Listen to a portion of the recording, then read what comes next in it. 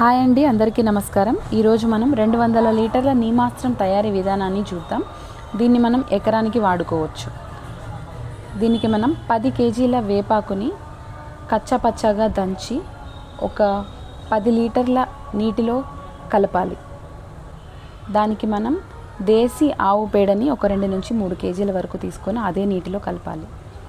దాంతోపాటు మనం ఒక 10 లీటర్ల ఆవు మూత్రాన్ని దాంట్లో కలిపి గట్టు మీద మట్టిని ఒక పిడికెడు తీసుకొని దాంట్లో కలపాలి. ఇవన్నీ అందులో వేసిన తర్వాత ఆ మిశ్రమాన్ని సవ్య దిశలో అంటే కుడి చేతి వైపుగా బాగా అన్నీ కలిసేలాగా కలిపి దాన్ని 200 లీటర్ల నీటితో మేకప్ చేయాలి. దీనివల్ల మనకి రసం పీల్చే పురుగుల్ని, ఆకు తినే గొంగలి పురుగుల్ని నివారించవచ్చు.